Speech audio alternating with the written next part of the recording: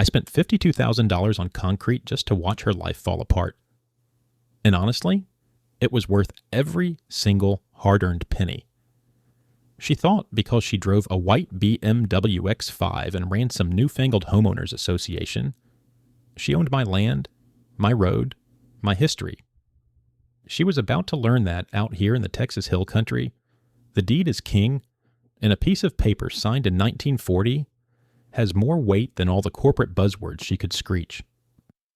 My name is Wyatt McCoy, and my family has owned Willow Creek Ranch since my great-granddaddy bought the first 50 acres with cash he'd saved up from breaking horses.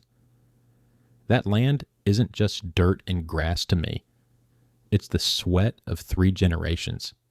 It's the place I learned to walk, to ride, to work. It's where I buried my father. The gravel road leading from the county highway back to my homestead, a half-mile stretch we called the McCoy Trace, was carved out by my granddad's own tractor. It's as much a part of my property as the barn I was raised in. For decades, the only traffic on that road was my pickup, the vet's truck, and the occasional hay delivery. It was quiet. It was peaceful. It was mine. Then came the estates at Willow Creek. They bought the 100-acre plot next door, a piece of land that had always been used for grazing cattle, and slapped a fancy sign on it. The developer, a slick fella from Austin, was smart enough to build his own entrance off the main highway. But the back end of his development, the part with the premium view lots, butted right up against my fence line and right near the start of my private road. For the first year, it was just construction noise and dust. Annoying, but temporary. The houses went up, all beige stucco and too many gables, looking like a row of identical surprised faces staring out at the open country they were actively destroying. That's when she arrived. Karen Bradshaw. She bought the biggest house, the one closest to my property line, and immediately appointed herself president of their new HOA. I saw her around, a whirlwind of blonde highlights, athleisure wear, and a perpetually pinched expression. Our first real interaction was at the fence. I was checking the barbed wire, making sure none of my yearlings could slip through. Her white BMW crunched to a stop on the other side. "Excuse me," she said, the words dripping with a kind of syrupy condescension that sets a rancher's teeth on edge. "I'm Brenda Sterling, your neighbor." She got the name wrong, a harbinger of things to come. I later learned her name was Karen Bradshaw. She used aliases like a cheap grifter. For the purpose of this story, we'll stick with the name she gave me, the one that dripped with fake Southern charm. Brenda. I tipped my hat. "Wyatt McCoy. Welcome to the neighborhood." "Yes, well?" She surveyed my field, her nose wrinkled as if she'd smelled something unpleasant, which was probably just the honest scent of cow manure and earth. "I just wanted to introduce myself and talk about this road." She pointed a long, manicured finger toward the McCoy Trace. "The developer mentioned it was a convenient access point for residents on this end of the community, a sort of service entrance." I felt a slow, cold burn start in my gut. I kept my face neutral. "Ma'am, this is a private drive. It's part of my property. The only entrance to your community is the one off the highway." She gave a brittle little laugh. "Oh, you misunderstand. It's what's called a prescriptive easement, a community amenity. It's on the plat for our development." I knew for a fact it wasn't. I'd seen the survey myself when the development was first proposed. But I wasn't going to argue legal theory with her at my fence line. "With all due respect, ma'am, no it isn't. This road has been in my family for 80 years. It's private property. There's a sign right at the head of it." "Signs can be changed," she said with a dismissive wave. "We'll have our lawyers look at it. It's just so much more convenient than driving all the way around. You understand?" She didn't wait for an answer, just spun on her heel and crunched back to her oversized SUV. I watched her go, the cold burn in my gut turning into a knot of dread. This was the beginning of something, and I knew it wasn't going to be good. A week later, I found the first set of tire tracks. Not just any tracks. The distinctive, wide-set tread of a luxury SUV. They went right past the private property, no trespassing sign I'd had there for 30 years. I sighed, drove my tractor down, and dragged the section of road with a harrow to erase them, hoping it was a one-time mistake. The next day, they were back. This time, I found a discarded latte cup with a fancy logo from some Austin coffee shop tossed in the ditch. This wasn't a mistake, it was a statement. So I went to the hardware store and bought a heavy-duty chain and a master lock. I strung it between two thick cedar posts at the entrance to the trace. It wasn't pretty, but it was clear. The message was, "Keep out," in a language anyone should understand. For about 48 hours it worked.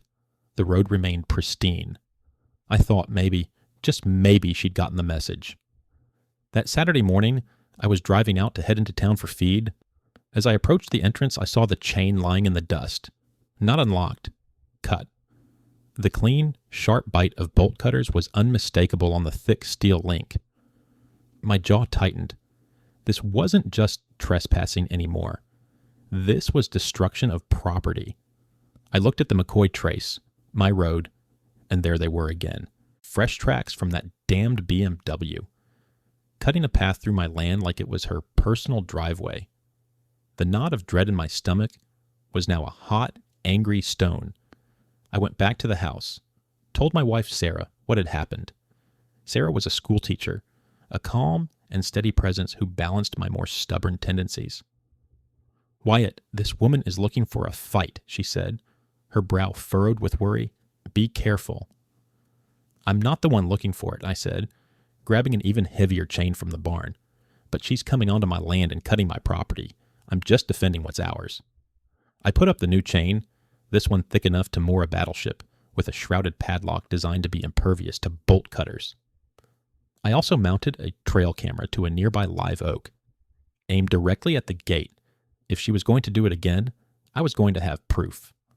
The peace lasted a whole 4 days this time. Then came the incident that moved this whole affair from a neighborhood dispute into a declaration of war. I was moving a small herd of my best Angus heifers, about 15 of them, from the west pasture to the east pasture, which meant they had to cross the McCoy trace about 100 yards in from the county road. These weren't just any cattle. These were my prize stock, including a beautiful heifer named Daisy, who was pregnant with a calf from a championship bull. That calf alone was worth more than a year of a teacher's salary. I had the herd moving slow and easy, just as they should. It's a delicate process, especially with pregnant animals. Stress can cause them to lose the calf, go into early labor, or injure themselves. As they were ambling across the gravel, I saw it. The white shark of her BMW came flying down the county road, and without even slowing, she swung onto my private drive, aiming straight for the gap in the herd. Then she laid on the horn, a long, blaring, obnoxious shriek of a horn that sliced through the quiet country air. It was chaos. The heifers, placid just a moment before, scattered like quail. They bolted in every direction, their eyes wide with terror. One slammed into a fence post. Another stumbled and went down hard. And Daisy, my pregnant prize, let out a bellow of panic and tried to jump a ditch she had no business jumping. She landed awkwardly, her back leg twisting beneath her. She collapsed in a heap, groaning in pain. A red haze descended over my vision. I've been angry before, but this was different. This was a primal rage that came from seeing my livelihood, my animals, something I cared for, threatened by such casual, arrogant malice. I left the scattered herd and sprinted toward the BMW, which had screeched to a halt in the middle of the road, blocked by a few cows that had run in front of it. She rolled down her window, her face a mask of fury. "Move your filthy cows, you disgusting redneck trash," she screamed, her voice cracking. "I'm going to be late." I walked right up to her door, my hands clenched into fists at my sides. I was shaking. I leaned down, my face inches from hers. I didn't shout. I spoke in a low, cold voice that was far more menacing than any yell. "You are on my private property. You just endangered my livestock and injured a pregnant animal that's worth more than your damn car. Get off my land, now. And if I ever see you or your vehicle on this road again, you'll be dealing with more than a locked gate." Her face went from red to pale. Maybe it was the look in my eyes, the kind of look a man gets when he's pushed past his limit. She didn't say another word. She jammed the car into reverse, whipped it around in a spray of gravel, and tore back out onto the county road. I spent the next 2 hours calming the herd and getting them into the pasture. Then I had to call the vet for Daisy. He came out, examined her, and gave her a shot for the pain and swelling. "She's got a bad sprain, Wyatt," he said, shaking his head, "and she's stressed. We'll have to watch her close. 50-50 chance she carries the calf to term. 50-50. Because of a shortcut. Because of a woman who couldn't be bothered to drive an extra half mile." That night, I checked the trail cam. I had it all. Crystal clear video of her white BMW pulling up to the heavy chain, her getting out, looking around, and then pulling a massive pair of bolt cutters from her trunk. The video showed her struggling for almost 10 minutes, straining with all her might before the thick link finally gave way. Then she tossed the broken chain aside and drove through. The timestamp was from the day before the cattle incident. I saved the video. I saved the broken chain. I called my lawyer and had him draft a formal cease and desist letter, including a bill for the 2 destroyed chains and a warning of criminal charges for any further trespassing or destruction of property. We sent it via certified mail. I thought that a legal threat, a clear line in the sand, would finally be the end of it. I was wrong. It was just the end of the beginning. The paper war was about to start, and she was about to learn that I was willing to fight it with more than just paper. The cease and desist letter seemed to work for a little while. The tire tracks stopped appearing. The heavy gate I'd installed after the cattle incident, a solid steel tube gate with a new shrouded lock, remained untouched. I started to think maybe, just maybe, the threat of legal action had finally gotten through her thick, entitled skull. The vet bills for Daisy were piling up, but she seemed to be stabilizing. The quiet returned to the McCoy trace. It was a tense quiet, though. The kind you get before a thunderstorm. You can feel the charge in the air. My first inkling that she was just changing tactics came from Eddie the mailman. Eddie had been delivering mail in this part of the county for 30 years. He knew everyone and everything. He was a lanky fellow with a slow grin and a bottomless well of local gossip. He pulled up to my mailbox one afternoon, a stack of letters in his hand, and leaned out his window. "Wyatt," he said, his voice low, "something funny going on up at the estates." "Funny how, Eddie?" I asked, leaning against my truck. "Well, that HOA president, Mrs. Bradshaw, she's been sending out a lot of promotional flyers. I see 'em in the outgoing mail. Fancy ones, glossy paper, and I happened to see one that fell out of the box." He glanced around as if sharing a state secret. "She's promising new buyers exclusive, private access via Willow Creek Trace." The cold knot in my stomach, which had started to loosen, cinched tight again. "She's calling it that? Willow Creek Trace?" "Yes, sir. Got a nice little map and everything, showing a dotted line right through your property. Calls it a scenic country shortcut. She's selling your road, Wyatt." That was it. That was the moment I understood. This wasn't about convenience. This was about money. She wasn't just using my road. She was marketing it. She was committing fraud, using my property as a selling point to lure in buyers for the remaining lots in her sterile subdivision. Her desperation wasn't just about saving a few minutes on her commute. It was about closing deals. Before I could even fully process this new information, the next attack came. Not with bolt cutters, but with a government vehicle. I was out mending a fence when a shiny white truck with the Environmental Protection Agency logo on the side rolled down my drive. 2 people in crisp uniforms got out, looking deeply uncomfortable to be out of the city.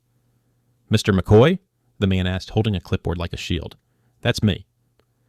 "We've received an anonymous complaint," he said, avoiding eye contact. "An allegation of improper disposal of hazardous materials and illegal contamination of a public waterway." I almost laughed. Hazardous materials. The most hazardous thing I've got on this ranch is bull manure, and the only waterway is Willow Creek, which runs right through the middle of my land. It's cleaner now than it was 50 years ago. They insisted on a full inspection, so I spent the next 4 hours of my day, a day I should have been baling hay, walking 2 bureaucrats around my 50 acres.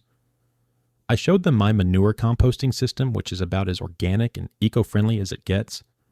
I showed them the creek, with its clear water and healthy fish population. I showed them my fuel tanks, which were double-walled and up to code. They took samples. They took notes. They were polite, but it was a humiliating, infuriating waste of time. Finally, the woman looked at me, a hint of apology in her eyes. "Mr. McCoy, frankly, this ranch is one of the cleanest operations I've seen. We get these kinds of complaints sometimes. Spite calls from neighbors. I'm sorry to have wasted your time." I knew exactly which neighbor. "I appreciate you saying that," I said, my voice tight. "You might want to check the source of that anonymous complaint. Probably came from the estates at Willow Creek." They didn't confirm or deny, but the look they shared told me everything. They left, and I was left standing in my own driveway, fuming. She couldn't win with bolt cutters, so now she was trying to bury me in bureaucracy. 2 weeks later, it was animal control, another anonymous tip. This time, the allegation was animal cruelty, that my cattle were malnourished and living in squalid conditions. Bill, the head of county animal control, was a man I'd known for 20 years. He pulled up in his truck, looking more embarrassed than anything. "Wyatt, I know this is a load of horse hockey, but I gotta follow up." Call came in from some lady screaming about emaciated cows. I just sighed and waved him toward the pasture. "Help yourself, Bill. You know my animals." He spent about 5 minutes looking at my herd of glossy, well-fed Angus, all of them lazing in the sun or grazing on lush grass. He didn't even bother to get out of his truck for a closer look. He drove back up to the house, shaking his head. "Same lady who called the EPA?" I asked. "Yep." Gave a fake name, but the dispatcher recognized her voice from another call she'd made complaining about a barking dog last month. "The Bradshaw woman. She's a real piece of work, ain't she?" He drove off, leaving me once again with the bitter taste of harassment in my mouth. Each of these visits was a small cut, designed to bleed me of time, energy, and patience. The final straw in this phase of her campaign came in a manila envelope, delivered not by Eddie, but by a stony-faced process server. I was on my porch, cleaning a rifle, when his sedan pulled up. He walked up the steps, handed me the envelope, and said, "You've been served." I opened it right there. Inside was a lawsuit. Karen Bradshaw and the estates at Willow Creek HOA versus Wyatt McCoy. They were suing me for blocking public access to a community easement. They were demanding I remove my gate permanently and pay them damages for the inconvenience I had caused. The audacity of it was breathtaking. She was suing me for locking a gate on my own land that she had twice destroyed. Sarah came out and saw the papers in my hand. The look on my face. "What is it?" "She's suing us," I said, the words feeling like gravel in my mouth. That's when Sarah's worry transformed into the same cold anger I'd been feeling. She was a teacher, a believer in rules and fairness. This was a perversion of the entire system. "Okay," she said, her voice firm. "Okay, then we fight. We don't just defend Wyatt. We go on the attack." The lawsuit, as infuriating as it was, turned out to be her biggest mistake. It opened the door to legal discovery. But before we even got to that, I decided to do my own homework. The suit hinged on her claim that my road was a prescriptive easement. I knew it wasn't, but I had to prove it in the ironclad language of the law. The next morning, I drove to the county clerk's office. It's a dusty old building downtown, filled with the scent of old paper and history. I spent the entire day and the day after that hunched over massive, leather-bound plat books and scrolling through microfilm. I was looking for the original deeds, the original surveys, anything and everything related to my 50 acres and the land next to it. I traced the ownership of my property all the way back to the original land grant from the state of Texas. Then I traced the history of the adjacent 100 acres, the land that was now the estates. I found the original survey from 1940, when my great-grandfather bought the land. There it was, clear as day, drawn in faded ink by a surveyor, long since dead. My 50 acres, with the McCoy trace drawn squarely within its boundaries. There was no mention of an easement, no right-of-way, nothing. Then I found the plat map for the estates at Willow Creek, filed just 2 years prior. I saw their grand entrance off the highway. I saw the lots, the planned clubhouse, the retention pond. And I saw exactly what Eddie had described. A faint, dotted line, unlabeled, running from the back of their development, cutting across my property line and connecting to the county road. It wasn't a legal easement. It was a lie drawn on a map. The developer had included it as a potential selling point, and Karen Bradshaw had taken that lie and weaponized it. I made high-quality copies of everything. The 1940 survey, my great-grandfather's deed, the developer's fraudulent map. I had a mountain of evidence. As I was packing up my briefcase, feeling a grim sense of satisfaction, I got a call from my lawyer. "Wyatt," he said, "you're not going to believe this. We got the first round of discovery from their side, and they've made a fatal error." "What's that?" "They included their sales contracts. Bradshaw, acting as the seller's agent for the developer, has been putting a clause in the contracts for these last few lots. It guarantees vehicular access via the Willow Creek Trace easement. It's a material condition of the sale. If that access doesn't exist, and we know it doesn't, those contracts are null and void. The buyers can walk, get their deposits back, and probably sue her and the developer for fraud." I stood there in the dusty hallway of the county clerk's office, the pieces clicking into place. Her desperation, the escalating harassment, the lawsuit, she wasn't just trying to win an argument, she was trying to keep from going bankrupt. She had bet her entire financial future, and the developers, on her ability to bully me into giving up my road. Just as I was absorbing this, another piece of the puzzle fell into place again, thanks to Eddie. He caught me at the mailbox a few days later. "Wyatt, more fun facts for you," he said, handing me a bundle of mail. "That Bradshaw woman, she's getting a whole heck of a lot of certified letters. From banks, credit card companies, and a big one from a divorce attorney in Dallas. Looks like she's being taken to the cleaners by an ex-husband. Drowning in divorce debt. Upside down on her McMansion, relying on commissions from fraudulent property sales to stay afloat." It all made sense. She wasn't just a Karen, she was a cornered animal, and she was getting more and more reckless. But she had one more card to play: the media. One evening, Sarah and I were watching the local news when a familiar face popped up on the screen. It was Karen Bradshaw, standing in front of my locked gate, dabbing at her eyes with a tissue. She had a reporter there, a young woman with a microphone, listening with a sympathetic expression. "He's just an old bully," Karen cried to the camera, her voice thick with fake emotion. "He's trapping us in our own homes.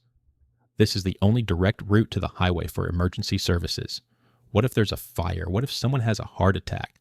This man, this Wyatt McCoy, is putting our lives in danger, all out of spite." They showed a shot of my private property sign, then cut to a map, her fraudulent map, with the dotted line, implying it was a legitimate road. They painted me as a heartless, stubborn redneck, endangering a whole community of families. They didn't mention that their main entrance was a perfectly good paved road just a half-mile away. They didn't mention that my road was gravel and not suitable for a fire truck. They didn't mention that it was my private property. I sat there on my couch, watching my name get dragged through the mud on television, and the last bit of patience I had evaporated.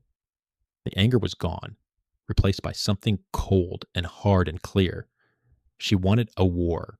She had used lies, vandalism, bureaucratic harassment, and now public humiliation. Fine.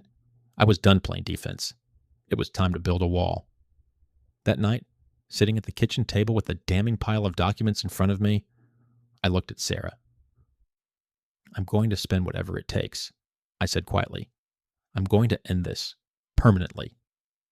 Sarah looked at the legal papers, at the vet bills for Daisy, at the weariness on my face.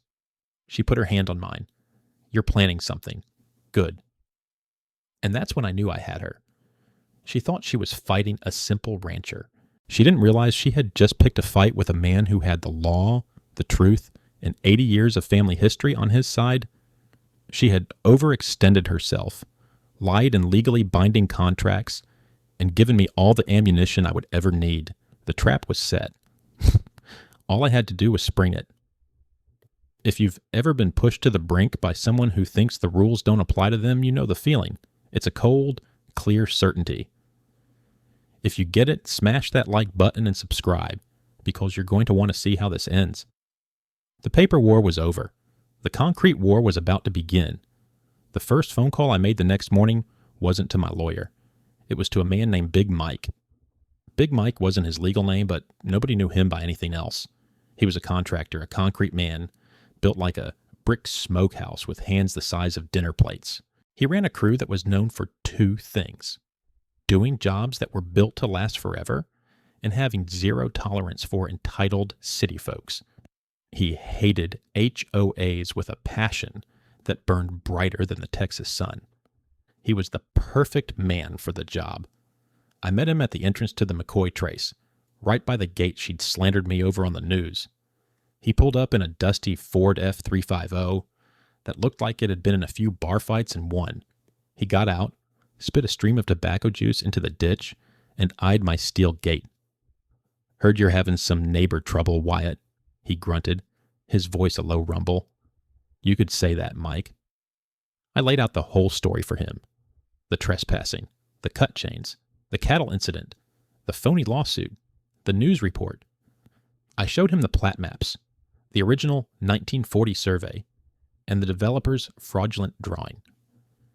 He listened patiently, nodding every now and then, his expression growing stonier with every detail. When I finished, he was quiet for a long moment, just staring at the 50-foot wide opening where my road met the county road. "She's selling access she don't own," he said. It wasn't a question. That's the long and short of it. And you want to send a message. I want to send a full stop, an undeniable, permanent, physical fact that this is my land and the road is closed. Forever. A slow grin spread across Big Mike's face. It was a terrifying sight. "I like it," he said. "You're not thinking a fence. A fence can be cut." "I'm not thinking a fence," I confirmed. "I'm thinking of a wall." His grin widened. "Now you're talking my language. How big a wall?" "I want a 12-foot high, steel-reinforced concrete wall. I want it to run the full 50-foot width of my property line right here. I want footings so deep you could park a truck in them. I want it so thick and so strong that a tank would have a hard time getting through it. And in the middle, I want an opening for a new gate. A gate so heavy it needs a motorized opener. A gate that makes this one here look like a paperclip." Big Mike's eyes lit up. This wasn't just a job for him. It was a work of art. "An agricultural security barrier," he said, the words rolling off his tongue with reverence. "Beautiful. Legally untouchable for what you're doing. It ain't a spite fence if it's for securing your livestock and equipment." And that's exactly what it is. He pulled out a notepad and started sketching, making calculations. Rebar cage, 12-inch on center, 10-foot footings, 5 feet wide, 12-inch thick wall. Will use 5,000 PSI concrete. That's highway-grade stuff. Even a damn wrecking ball would just bounce off. For the gate, we'll do solid steel plate on a heavy-duty frame, motorized with a keypad and remote. She ain't getting through that unless she's driving an M1 Abrams. "What's it going to cost me?" I asked, bracing myself. He scribbled for another minute. "For the concrete, the rebar, the forms, the labor, the new gate, the motor, you're looking at around 52,000, give or take." He looked up at me, expecting me to balk. I didn't even blink. "When can you start?" He looked at my face, saw I was serious, and slapped his notepad shut. "I got a pour scheduled for Wednesday, but I can push it." "For this?" "Oh yeah, I can push it. I'll have the permit filed by noon today. It's agricultural, so it's over the counter. They'll approve it by tomorrow. We can have an excavator out here Friday to dig the footings. We'll set the rebar cages Monday. The concrete trucks can roll at dawn on Tuesday." "There's one more thing," I said. "My lawyer tells me she's hosting a big open house for the last few lots, trying to get the contracts closed. It's 2 weeks from this Saturday." Big Mike's grin was back, wider than ever. "So you want the wall to be completely finished, cured, and operational by then?" "No," I said. I want the wall to be built during her open house weekend." He stared at me for a second, then let out a booming laugh that startled a nearby flock of birds. "Oh, you are a vengeful son of a gun. Wyatt McCoy, I love it. The noise, the trucks, the beautiful sight of progress right in her face while she's trying to make a sale. It's poetry. We'll time it perfect. We'll do the main pour that Saturday. It'll be a symphony of diesel engines and rotating drums." I wrote him a check for the deposit right there on the hood of his truck. It was a huge chunk of the money I'd saved for a new tractor. The cattle fund, as Sarah and I called it. But a new tractor could wait. This couldn't. This was an investment in peace and quiet, an investment in justice. As Big Mike drove off, I felt a weight lift from my shoulders. The decision was made. The die was cast. Now, all I had to do was wait and watch. The next week was a tense exercise in patience. I got a new restraining order against Karen Bradshaw, this one based on the cattle incident and the ongoing harassment, ordering her to stay 100 feet away from me and my property line. My lawyer advised it, just to have another layer of legal armor. She, of course, continued her legal posturing. Her lawyer sending us threatening letters that mine used for scrap paper. She had no idea what was coming. The Friday before the open house, just as Big Mike had promised, a massive excavator arrived on a flatbed trailer. The operator, a guy named Shorty, who was anything but, unloaded it and started digging. The sound of the diesel engine and the rhythmic clank of the bucket biting into the earth was music to my ears. He carved a 10-foot deep, 50-foot long trench across the mouth of my road. It was a beautiful, impassable scar. Karen must have heard the noise. Her white BMW came speeding down the county road and screeched to a halt. She got out, her face a thundercloud. She saw the trench, the excavator, the piles of dirt. She started screaming, but from a safe distance, honoring the restraining order for now. "What is the meaning of this? What are you doing?" I just tipped my hat at her. "Morning, ma'am. Just doing a little ranch improvement." "You can't do that. That's our access. I have a lawsuit. I'll have you arrested." Big Mike wandered over, wiping his hands on a rag. "Ma'am, we've got a permit for an agricultural security barrier, all legal and above board. Now, this is an active construction site. For your own safety, I'd ask you to step back." She sputtered, her face turning a blotchy red. She got on her phone, presumably calling her lawyer, the police, the county, anyone who would listen. But it was no use. The permit was valid. The work was on my land. There was nothing she could do. She just stood there fuming as Shorty finished his work. The next morning, Saturday, the day of her big open house, the real show began. At 6 a.m., the first concrete truck rumbled down the county road, then another, and another, a convoy of 5 massive mixers, a pumper truck with its huge articulated arm, and Big Mike's crew of 10 hardened men. They set up with practiced efficiency, the pumper arm unfolding and reaching out over the trench, where the massive rebar cages now sat. Right on cue, as the sun was starting to burn off the morning mist, the first of the prospective buyers started to arrive for the open house. They drove past in their Audis and Lexuses, slowing down to stare at the massive construction project. They saw the convoy of industrial trucks. They heard the roar of the engines, and they saw a sign Big Mike had thoughtfully posted: "Construction of Willow Creek Ranch, Permanent Security Barrier." Karen was in meltdown mode. She was running back and forth, trying to direct her potential victims into the main entrance of the estates, all while casting furious looks in our direction.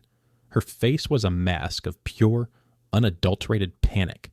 The symphony of diesel engines was the soundtrack to her nightmare. The pour was magnificent. A steady stream of gray concrete flowed from the pumper's hose, filling the forms. Big Mike and his crew worked it, spreading it, vibrating it, to eliminate any air pockets. It was a slow, methodical, unstoppable process. By noon, the foundation was poured and the forms for the wall itself were filling up. A monolithic gray slab was rising from the earth. She tried everything. A county sheriff's deputy did show up. He walked over, looked at the permit Big Mike handed him, looked at the restraining order I showed him, and looked at Karen, who was screeching from 100 feet away. He just sighed, shook his head, and walked back to her. Ma'am, it's his property and he has a permit. There's nothing I can do. I suggest you go back to your open house. By late afternoon, the wall was poured. It stood there, a brutalist masterpiece of defiance, wet and gray in the Texas sun. The forms would stay on for a few days while it cured, but the fact of it was undeniable. The McCoy trace was sealed. The open house was a disaster for her.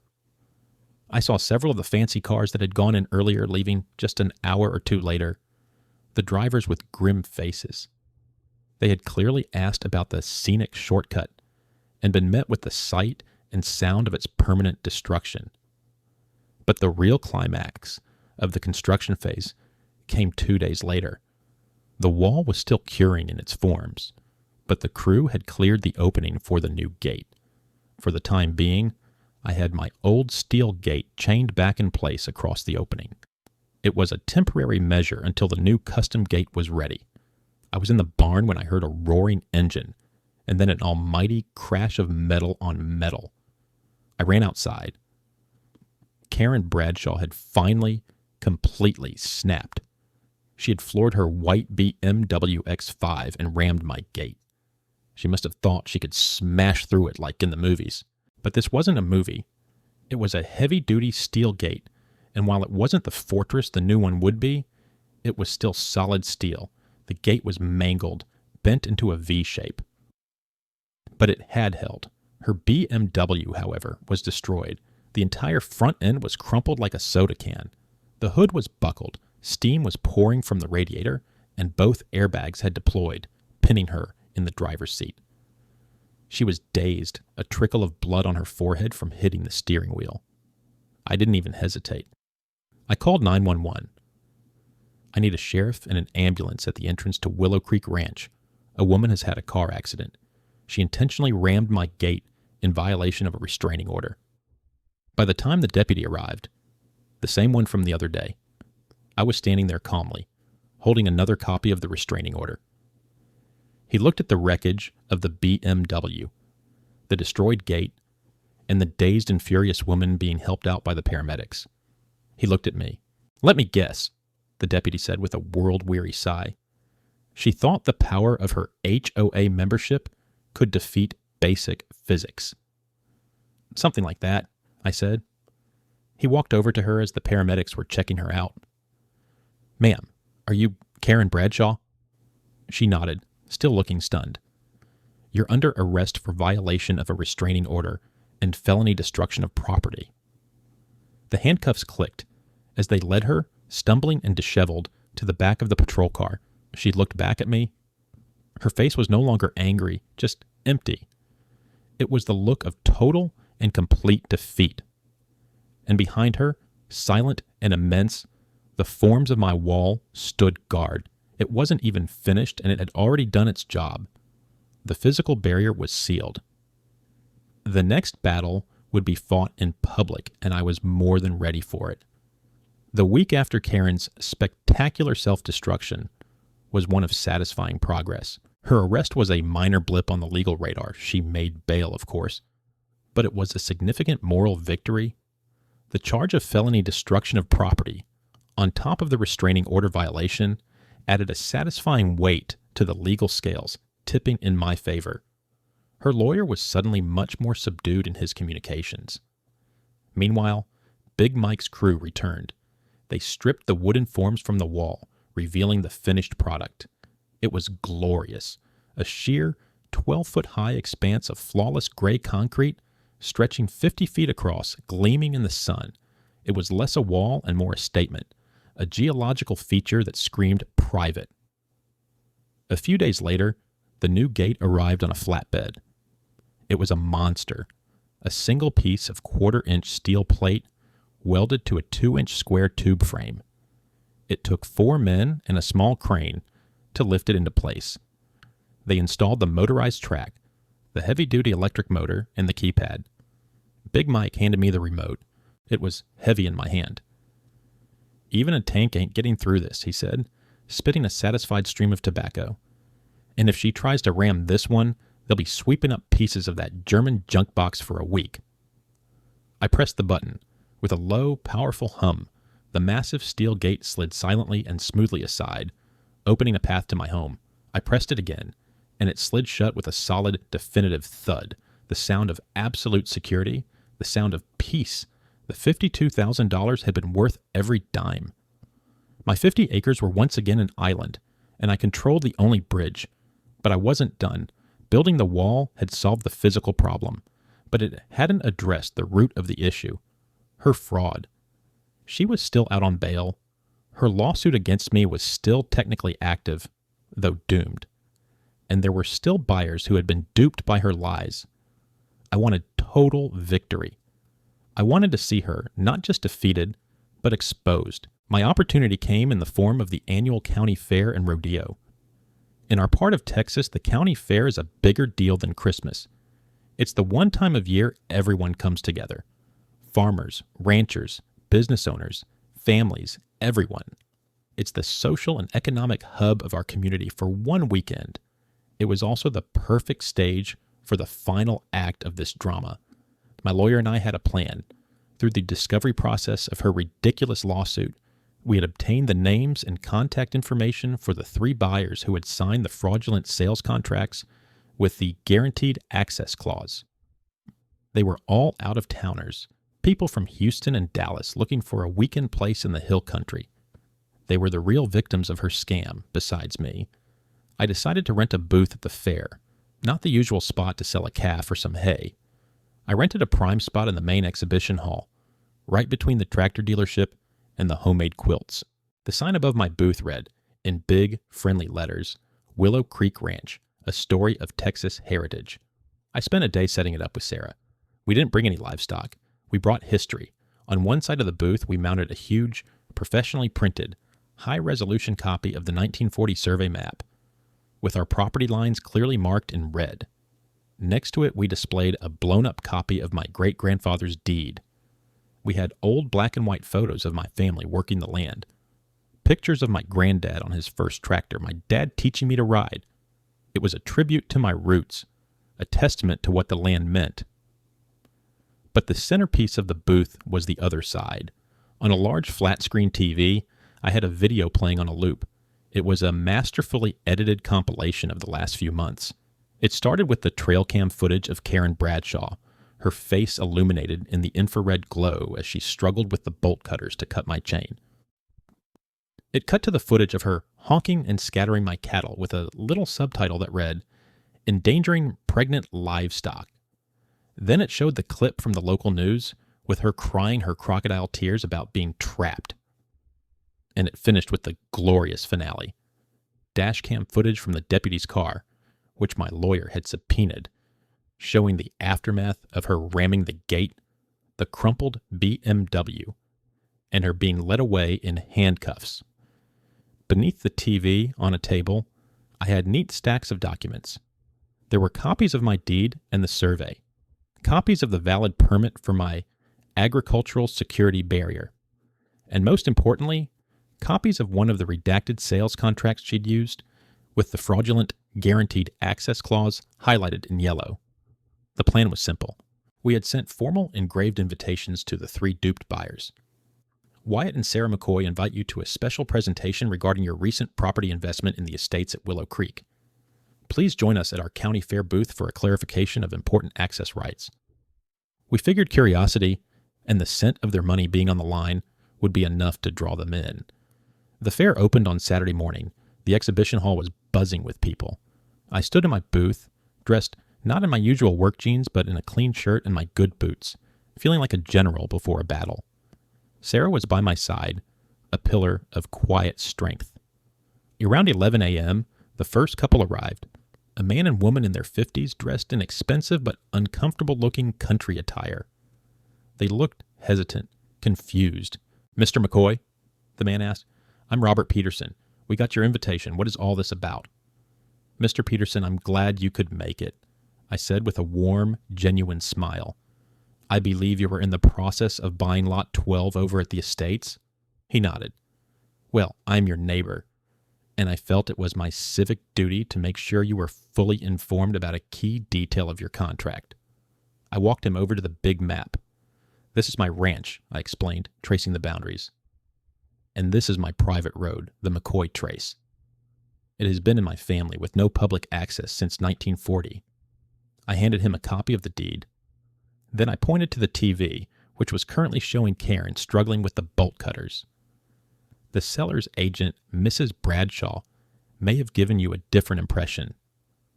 Mr. Peterson's face went from confused to concerned. He watched the video, his eyes widening. His wife gasped when the cattle scattered. By the time the video showed Karen in handcuffs, his face was pale with anger. The other two buyers, another couple, and a single man had arrived while I was talking and were watching the whole spectacle unfold. She told us, Mr. Peterson stammered. She guaranteed us that road was a private easement for the residents. It was a major selling point. We paid a premium for that lot because of the direct access. I'm afraid she sold you something that wasn't hers to sell, I said gently. I handed him a copy of the highlighted contract. This clause, it's based on a complete fabrication. And as you can see from the video, access is now permanently restricted. I gestured toward a large, glossy photograph of my new concrete wall and gate that we had hung next to the TV. The three buyers huddled together, their hushed conversation a furious buzz. They were looking at the documents, at the video, and the realization of the fraud they were victims of was dawning on them. She's going to be here today, one of them said. She's a judge for the pie baking contest at noon. And right on cue, I saw her. Karen Bradshaw was striding through the exhibition hall like she was royalty, wearing a ridiculous sun hat and a floral dress. She was smiling and waving at people, the picture of a proud community leader. She hadn't seen my booth yet. The buyers saw her too, and a cold fury settled on their faces. She finally spotted my booth. Her smile froze on her face. She saw the giant maps. She saw the TV. She saw her victim standing right there holding the evidence of her lies. And she saw me, standing there waiting for her. For a moment, she just stood there, paralyzed.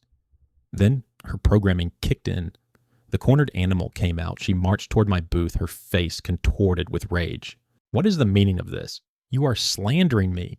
This is illegal, she shrieked, her voice attracting the attention of everyone nearby. A crowd started to gather. I didn't say a word. I just stood there, leaning against my table with a calm, small smile on my face. Mr. Peterson stepped forward. You lied to us, Mrs. Bradshaw. You committed fraud. You sold us a bill of goods based on a lie. It's a misunderstanding, she screeched, her eyes darting around at the growing audience. This man is a vindictive liar who is twisting the facts. The facts? The other buyer, a stern-looking man in a golf shirt, said, holding up the video footage on his phone, which he'd been recording. Is this you cutting a lock on private property? Is this you endangering animals? Is this you getting arrested for ramming a gate? Are those facts twisted? Her face went white.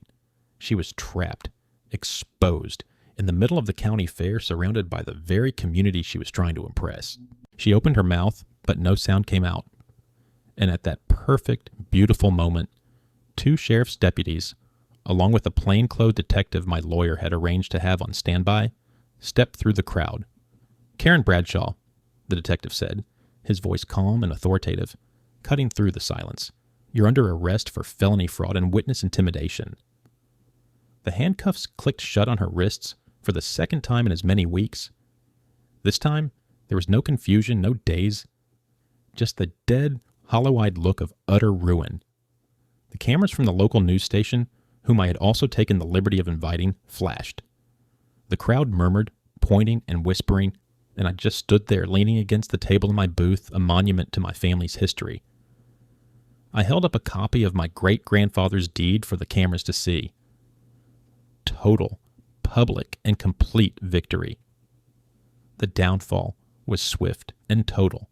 The three buyers immediately voided their contracts and filed a multi-million-dollar lawsuit against both Karen and the developer for fraud. The developer, seeing the writing on the wall, settled quickly and fired her, then had to sell the remaining lots at a massive loss without the promise of the shortcut. Karen, already drowning in divorce debt and now facing a mountain of legal fees and civil judgments, was forced to declare bankruptcy. The bank foreclosed on her oversized stucco house. Her conviction on the fraud charges was a formality. She ended up with probation and a restitution order so large she'd be paying it off for the rest of her life. The last I saw of her, she was loading cardboard boxes into the back of a beat-up old sedan, her white BMW having been hauled off to a junkyard long ago. She looked tired and broken. She didn't look in my direction. The peace that settled over Willow Creek Ranch was profound. The only sound on the McCoy trace was the crunch of my own truck's tires on the gravel. Daisy, my prize heifer, had a difficult birth, but both she and her calf, a strong little bull, pulled through. I look at him sometimes, a testament to resilience.